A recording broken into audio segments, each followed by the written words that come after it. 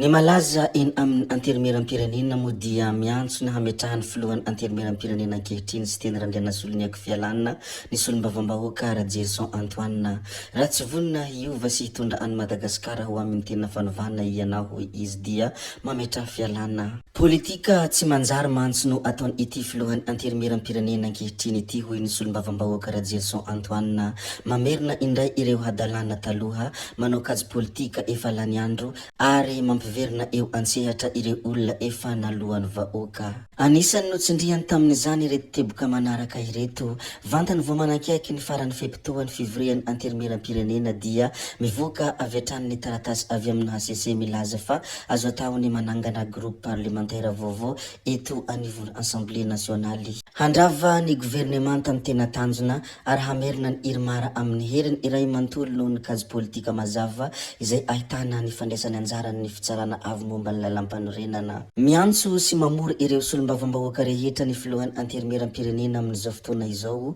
mamondrona ireo irmara sy ireo mahaleo tena mikendry ny hanangana groupe parlementaire vaovao mba ahafahana manangana gouvernemanta vaovao izay hametrahan'ny olony ireo ankaiky azy ary avy amin'ny irmara. Aiza ianareo firaisankina manoloana n'izao zavatra izao hoy ny fanontaniana izay napetraky ity solom-bavam-bahoaka ity. Noho ny farany ihany koa moa dia nilaza ity solom-bavam-bahoaka Rajerison Antoine ity ny hoe mandeha daholo na volana tsindry politika hanatanterahana izany fikasana izany. Alefany daholo ireo zava-drehetra ireo satria mikasa ny hanangana io vondrona parlementaire io izy ny androny alakamisy 12 Desambra 2024. Andriamatoa ben'ny tanànany Emeritsy Tosika Parisoa Andriambolanarivo moa dia nilaza ny hoe nanolo-kevitra azy handray ny toerana filohan'ny tetezamita i Colonel Mikael fanolaviny izany zavatra izany. Ny omaly nandritra ny fanokafana ny taom-pambolen-kazo teny Emeritsy Tosika no nambarany ben'ny tanànany Emeritsy Tosika Andriamatoa Parisoa Andriambolanarivo fa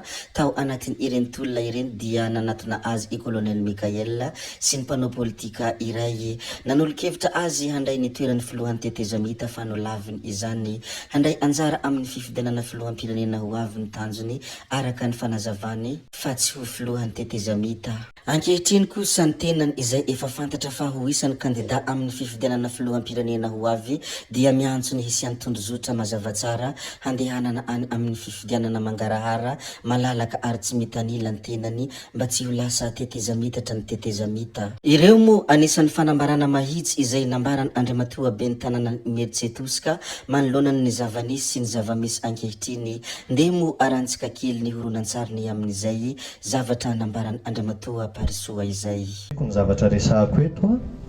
teboka anankiroa ihany. Voalohany resaka tolona, olona hafa no nijoro nitarika fambolekazo teto raha tsy nitolontsika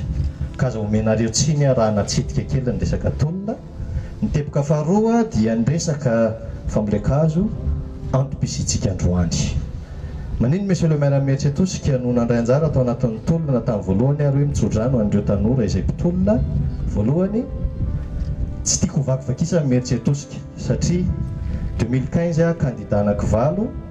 ben'ny tanàna voalohany tamin'izay. Nirasaka faharoa 2019 kandida anankitelo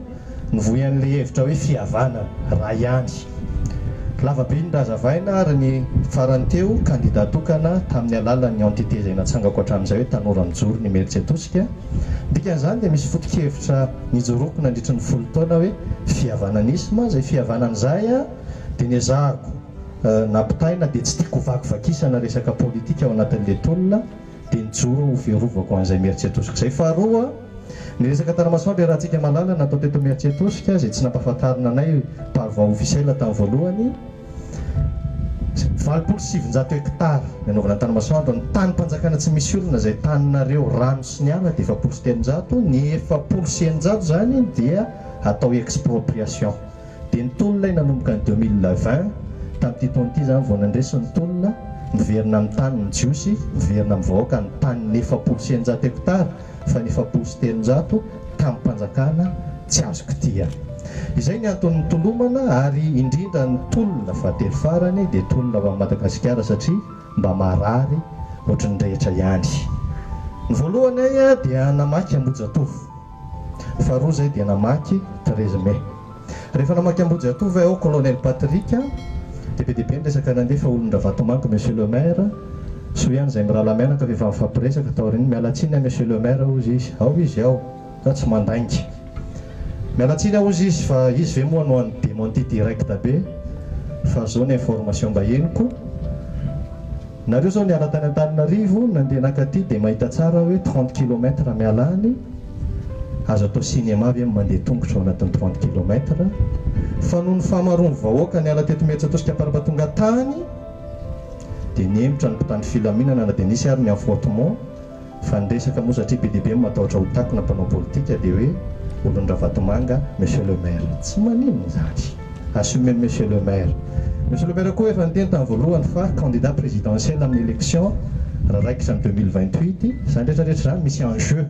politika daholy fa assumena hatramin'ny farany ny zavatra nolazaina. Ny tiako resahana le retsy a matoa zay nandray anjara tolona za tsy nitady toerana ao amin'ny gouvernement tsy nanatona anareo teny avoloha fa nanatonako teny avoloha dia resaka zay sy colonel Patrick mahakasika an'le resaka hoe Ravatomanga zay nilanitsiny tamiko fa tsy tonga teny dia hitady hoe mehoanany département anankitelo tsy sezany dedaviko sabotsy ny 13 mai tonga tao amina colonel Michael miaraka tamin'ny mpanao politika anankiray mialatsiny fa za tsy zatra miolakolaka rehefa tonga tao amiko colonel Michael zay PRRN amin'izao fotoana izao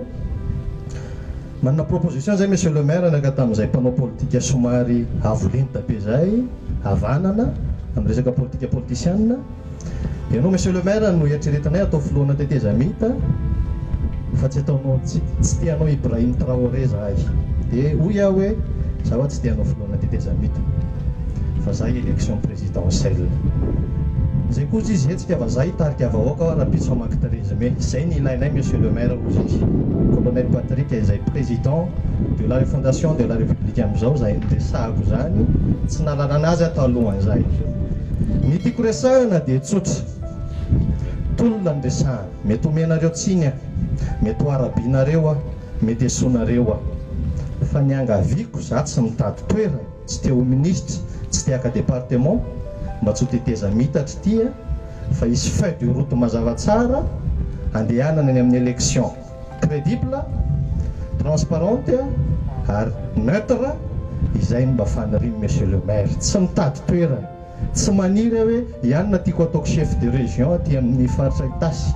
tsy maniry hoe délégué ihanina apetrako amin'y atosika na chef district ihanina fa nofinofiko mba tena ho élection libre fa tsy zay tohana ny mpanambola varintsika amin'ny Ravatomanga gasy fa ny Ravatomanga vazaha enonotsika fotsiny zay be ao-pony mivoaka ao am-bava raha misy disy ny teniko dia ny teniko ny ario fa ny tenako azarina monsieur le maire toko tsy olon'ny Ravatomanga resaka reboisement ny amaranako anazy a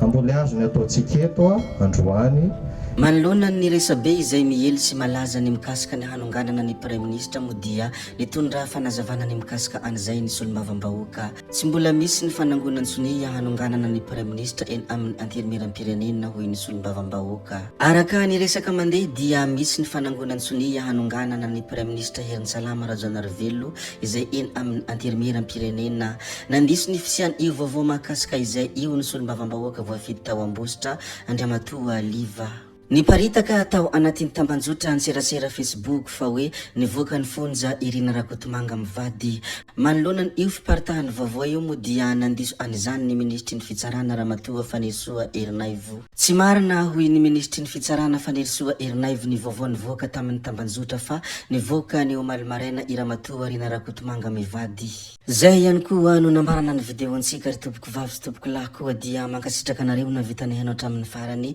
ary mbola manentana anareo foana ny mbola hanaraka ny video manaraka izay alatsaka iaty misesisesy zay fa tsy halavany ny resaka hametra veloma izay veloma vetivety fa tsy hoe akory veloma mandrakizay amin'ny manaraka indray no manao ny misimisy veloma ary tompoko lahy veloma tompoko vavy